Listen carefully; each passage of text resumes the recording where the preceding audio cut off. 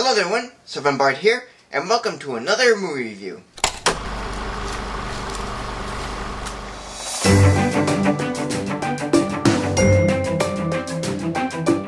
have to say that I'm not much of a video gamer like everyone else is. Though there are a few games I have played but never finished, like Mario, Zelda, or Donkey Kong.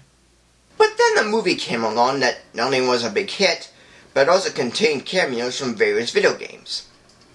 And this film is called Wreck-It Ralph. A video game character named Wreck-It Ralph is becoming tired of being a villain for an 80s style arcade game called Fix-It Felix Jr. So he goes to a sci-fi action game called Hero's Duty to win a medal and be a hero. But an accident causes him to enter into another game, a racing game called Sugar Rush, where a girl named Vanellope Von Sweets has taken the medal, confusing it for a coin, and using it to enter the race. So Ralph decides to help Vanellope win the race to get his medal, and for Vanellope to be a racer. And there are a few other things that happen, but I'm only giving the main portion of the film. And for what it is, it's enjoyable and fun. Yet, there are a couple of story points I need to address. And a majority of them happen within the final act. For example, a character named Turbo, for a game called Turbo Time, ends up going into a rival game just to get more attention, which causes both his game and rival to go out of order and be unplugged. And I'm saying all this because the main villain is King Candy, who happens to be Turbo. And yes, I know he reprogrammed Sugar Rush in order to be a playable character, but how did he escape his rival game before being unplugged? Was he just hiding the whole time inside Game Central Station and no one noticed? Sure, you can say he's a virus infecting different games and never getting caught, but I'd say the viruses in Digimon are better handled than this one. But that's not the only story problem I have. The other ones are minor, but they still bother me. Like with Vanellope. And I don't hate her, I just don't like the end result with her. Not being programmed as a princess, but having the glitch as her character trait. At first it was explained how she glitches and it made sense, but the film mentions that when she puts back, she won't glitch anymore. Well, she's put back at the end, but she's still glitching. What has happened? Why'd you start off lying about the glitch when in fact it's really what she is? And if that problem didn't follow what was told before, the next one didn't go anywhere. There was mention that if a character dies in a video game that's not his or her, he or she will not regenerate in the game. And while that rule has been mentioned several times, it never happens. I mean, Ralph almost sacrificed himself to save Sugar Rush until Vanellope saved him. What would the film be like if one of the main characters died? Yes, the filmmakers won't allow it, for the characters are good on their own. But when you establish a plot device like that, it better be used. Alright, if you think I dislike the film for those elements, I really don't. I actually like the film.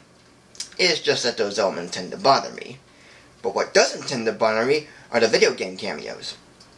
From Sonic to M. Bison, from Clyde to Frogger, and from Q-Bert to Pac-Man, the film is full of video game cameos, and each one is a surprise for a non-gamer such as myself. Of course, there is no Mario or Luigi, even though there's Bowser and Princess Peach and Daisy with different faces. And most people have been calling the film a Roger Rabbit video game movie, since Roger Rabbit had original characters and a slew of animated cartoon characters, but the only difference is how much of the cameos you see. With this film, it's within the first 5 or 8 minutes, and then just scattered a little bit at a time, and it's a decent use. As for Roger Rabbit, we'll get to that film another time, but the other thing I want to discuss is the animation.